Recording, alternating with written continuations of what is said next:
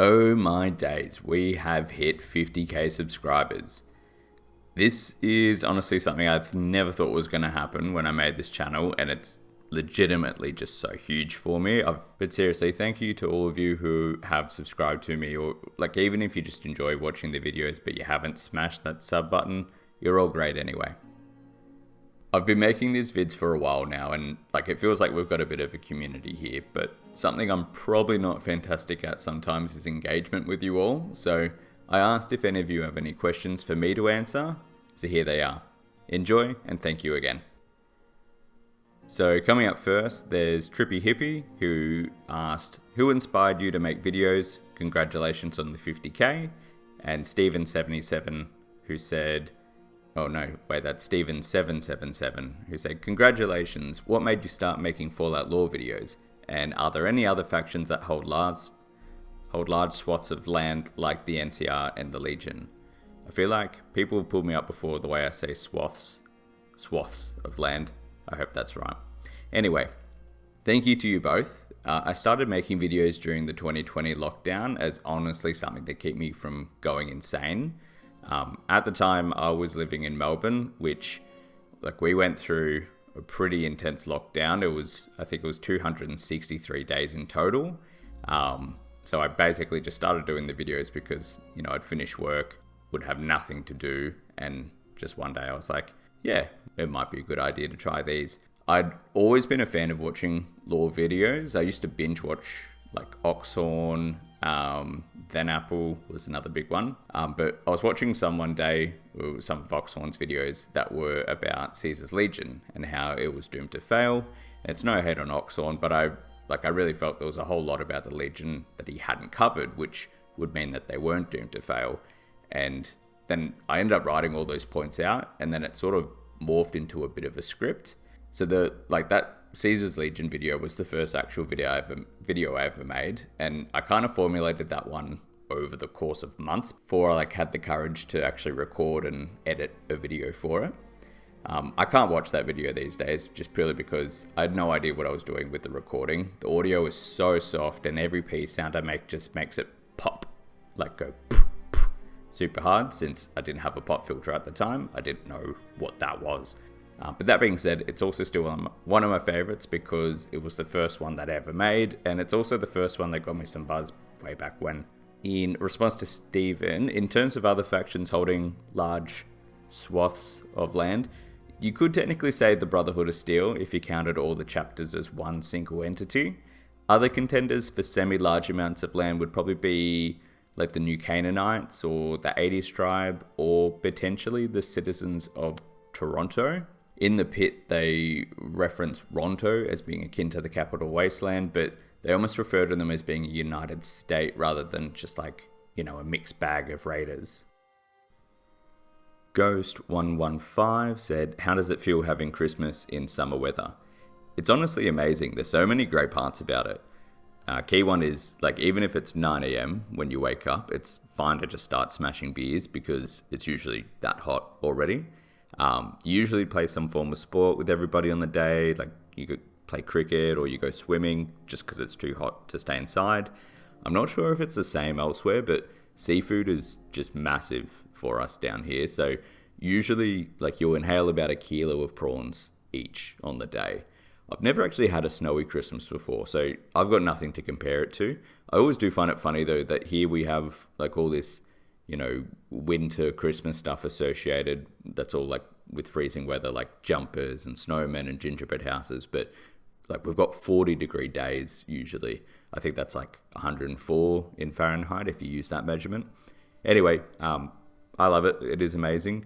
It's probably going to be different this year. It's actually been not snowy, but it's cold for some reason. Usually it's about 30-degree minimum, whereas today where I am, it's 13 is the highest. So yeah, it's a bit rough, but yeah, I love it. So the Antarctica Ball said, do you have any Fallout merchandise?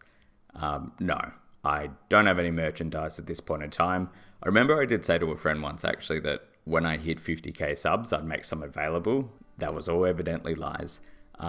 I'm not against doing merch, but I feel if I was ever going to, I'd want to make it something that's actually worth buying. Like as an example, have clothing that isn't just immediately merch from a YouTube channel, but it's actually, nice designs or patterns or whatever that just look good.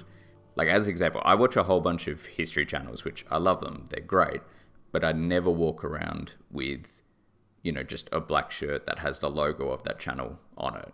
And I wouldn't expect you to do the same for my channel if that's all that it was going to be. I'd prefer it to be something that you look fly as hell in, but then if someone asks, hey, nice shirt, is that Gucci? You can be like, nah, man, it's dressed by your boy. So anyway, no merchandise at this point. I mean, I feel like I never actually really went with the idea because I wasn't certain if people would be keen on it.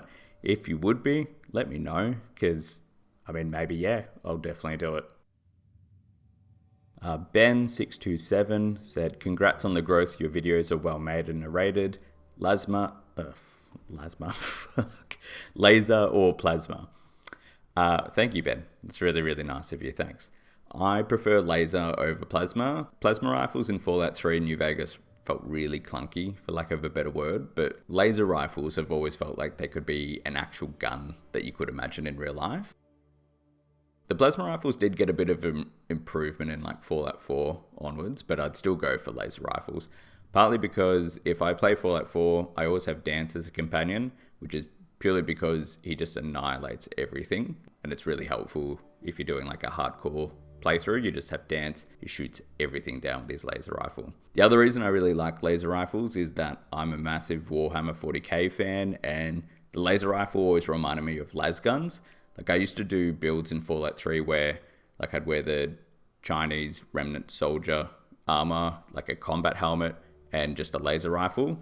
And then I'd just scour DC pretending I'm an Imperial Guardsman fighting off an orc infestation. Like I'd pretend the super mutants are orcs on like a overrun hive world. I think I did a whole game just as like an Imperial Guardsman basically. But yeah, laser rifles. George2299 said, what would your dream Fallout game be like? With a little love heart at the end. So, love heart to you as well. Probably a bit biased, but I'd love to see a Fallout game set in Australia. Like thematically wise, it would work with the retro futuristic 50s era Fallout aesthetic. Although Australia in the past sort of emulated the UK a bit more culturally wise, it was around the 50s, 60s that we began to mirror the US in a lot of other ways, like in terms of the music, the clothing, just general aesthetics. I've already said that word, but the country, like Australia, is a melting pot of different cultures and people. So if there was a game set there, you could still have a whole lot of American characters to keep it familiar, but you could also introduce a whole lot of other ones to the series, which I think would be really nice. The main thing is, in terms of the creatures, it basically writes itself. Like, the most venomous species of snake on planet Earth is found on our doorstep. And like the other top 10 deadliest snakes ever are all basically here too. There's massive crocodiles that will absolutely ruin you. There's giant spiders like the trapdoor spider that just drags its prey into a burrow. Like the cutest animals we have, in my opinion, is the platypus. But that thing has venoms on its little baby hands that it's been described if you got stung by it, it's more painful than being shot. Actually, like on that note, like people don't seem to realize that other cute ones, say like a koala, they suck. They actually suck. And they legitimately sound like demons from hell. I think, and I'll play some audio, which is from a video, which is like, this is how koalas sound.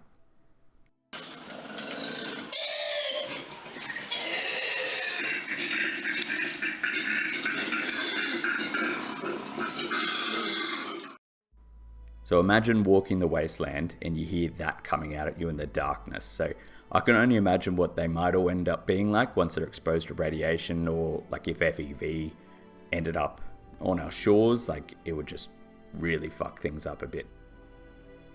Next up, we've got Alex Jones, Gay Frog Enjoyer. Shout out, long-term fan of the channel. Where would you like to see the next Fallout set, and what are some new factions you'd like to see introduced into the series? I'd said before, Australia would be a place I'd be keen for, but I know it's pretty unrealistic. In terms of an actual place, I think it'd be super interesting if they had one set in the south of America somewhere. say like New Orleans. Since the game's been on the east and west coast, it would be good to show some other parts of the post-war US. Like say New Orleans as a location would be so far removed from the other games, they'd be able to introduce so many more factions and characters and like technologies even without it affecting the lore or the canon of the other games super drastically. New Orleans is one of the world's busiest ports and it's super diverse in culture and people. And given its proximity, you could even have more characters from Central and South America who might have immigrated up. And this might be a simplistic view of someone who's, completely outside the US, but the stereotypes of things that you think of for New Orleans, like the parties, the color, the music, just the fun, but also the darker stuff like, voodoo and the more occulty type of shit and just like the creepy marshes. It makes it seem like it would be closer to New Vegas in themes than the more serious sort of nature of Fallout 3 and Fallout 4. There used to be a mod that was in the works for New Orleans, but it looks like it's not happening anymore, which is a shame. But New Orleans would be a cool area. Bilbo Bagman. If you could change one thing about Fallout New Vegas, what would it be, besides something super general like more Legion content or more dev time, less Johnny Guitar? Anything specific? I've got to be honest, I love Johnny Guitar. Johnny Guitar, slaps in my opinion.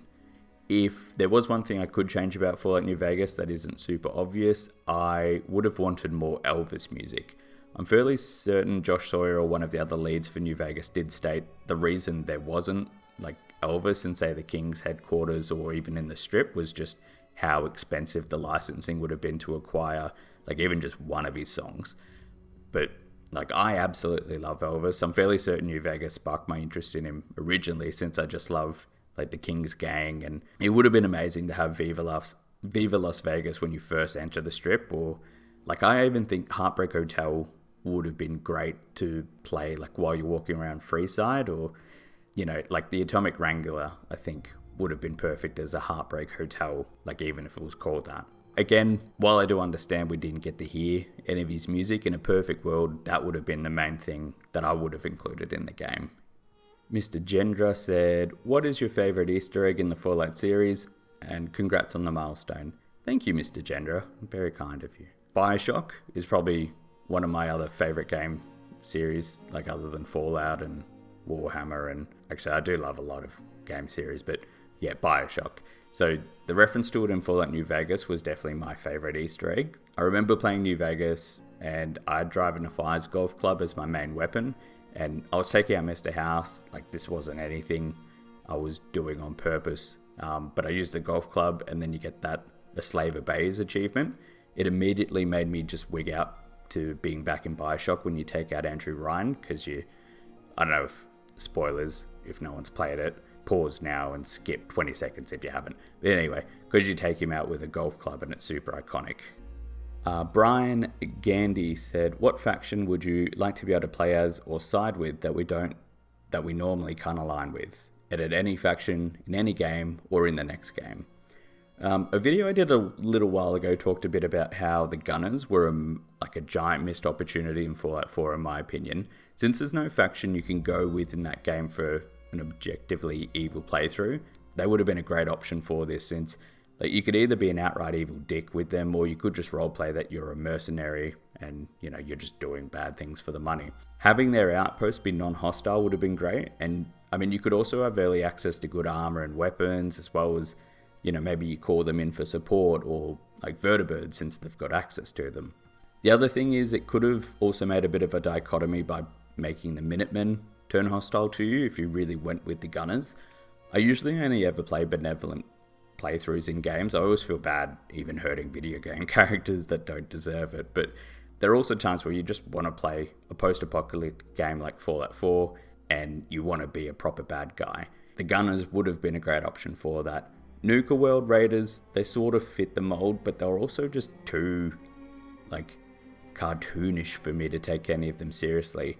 And also, while I enjoyed, say, Far Harbor and Nuka World, I don't consider anything that's a DLC as really part of a game proper. I think if we do purchase a game, anything that's integral to the story should just be in that right there. And, I fucking hate microtransactions and all this extra stuff. I miss the days where you could just buy a game and that was it. Engine with Patrick Bateman covered in blood. Great movie. Congrats. Which other video game genre would you like to see the Fallout universe in? Personally, a Fallout-based survival horror game could be nothing else but interesting due to how difficult it would be to pull off. I think, like a horror game would probably be good if it was, I don't know, maybe like you're stuck and there's a whole bunch of ghouls or death claws or something stalking you. Like maybe like Alien, like that game, but you know, you're just a wasteland pleb running around with a death claw coming after you. It would be difficult to pull off though, I imagine. I'd honestly love to see like a real-time strategy Fallout game like Age of Empires or like Warcraft 3. I doubt there'd be a massive market for it since like RTS games aren't super popular anymore, but it would have been sick to be able to battle it out as different factions in the Wasteland. In terms of races, like you'd have NCR, the Legion, the Brotherhood of Steel, the Enclave, super mutants, there's enough diversity there. The Institute even, you could even have other like potentially obscure factions like the She or Minutemen. It'd lend itself perfectly as well for having hero units, and like wasteland creatures like ghouls or raiders would fit the mold for being creeps. And yeah, it probably will never happen, but I'd love to see it. William Sinclair said, do you think the Enclave will ever return in force? No, I don't think they would. And like, I gotta be honest, I hope that they don't.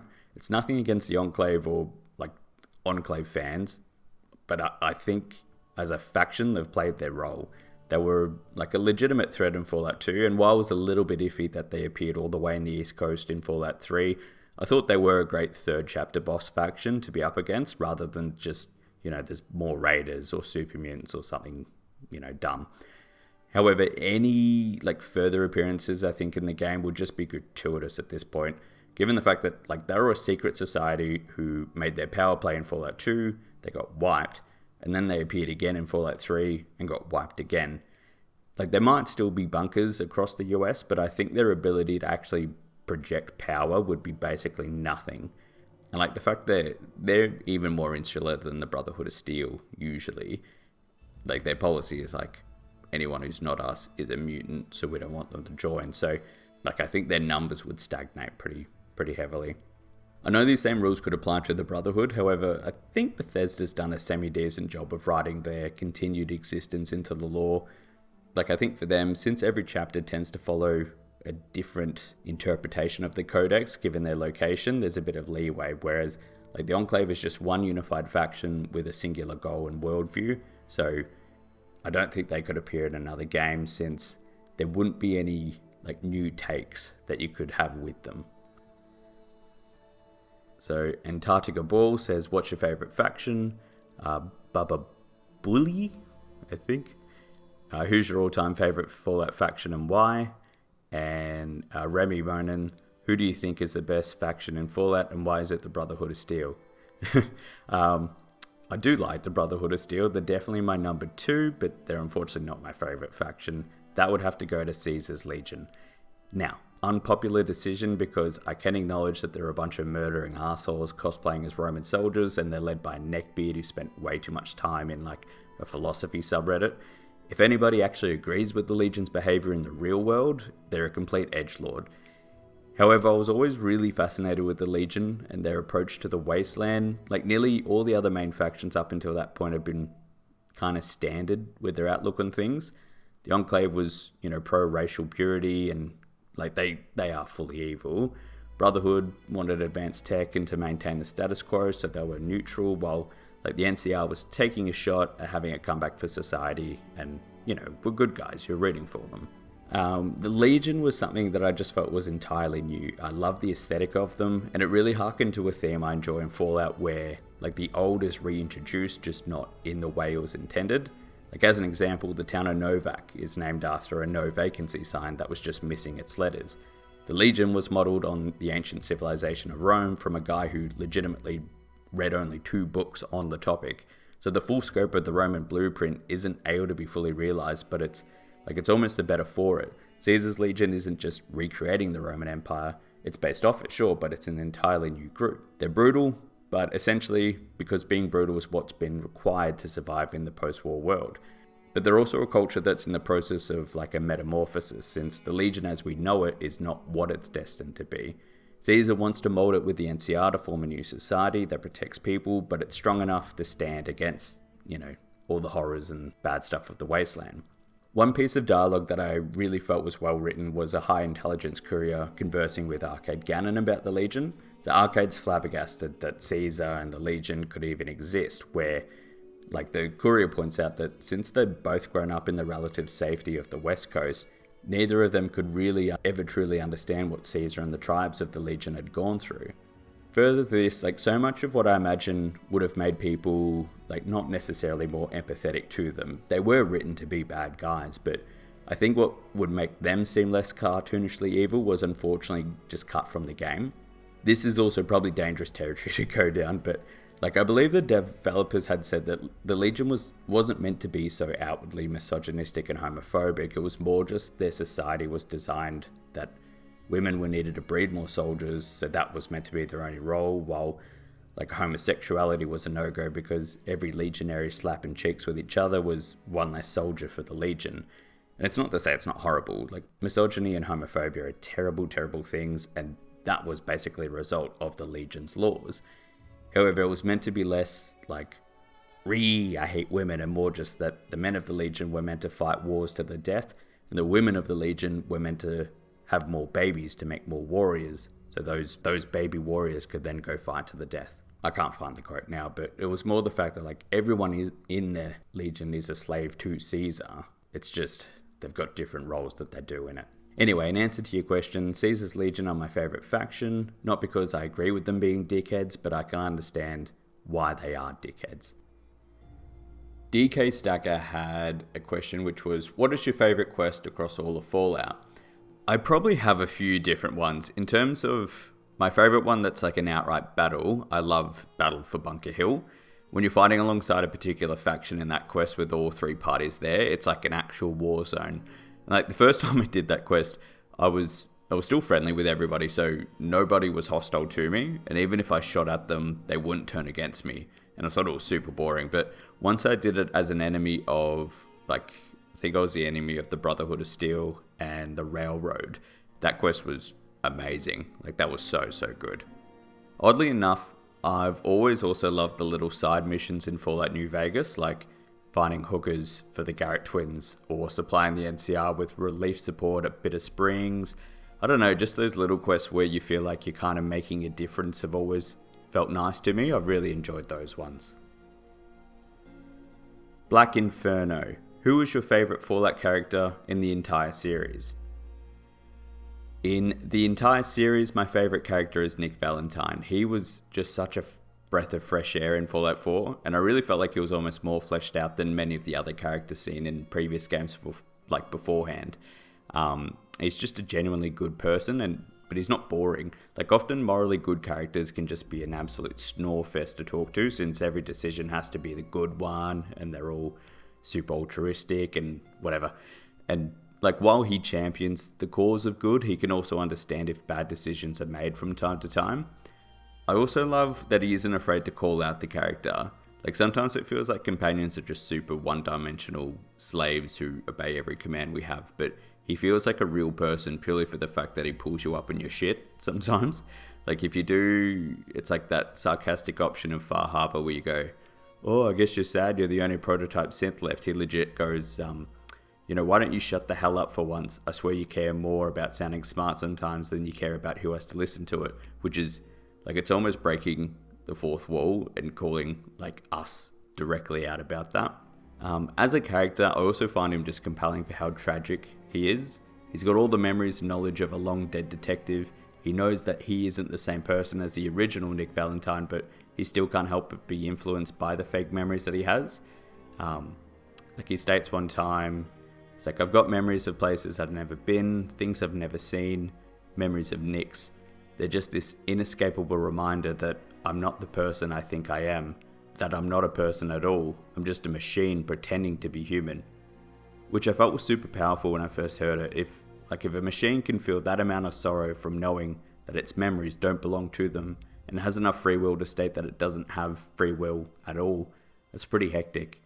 Anyway, Nick is my homeboy. 05032 Mendicant Bias said, what is your favourite piece of Fallout trivia? And also, since you brought it up, is Australia real?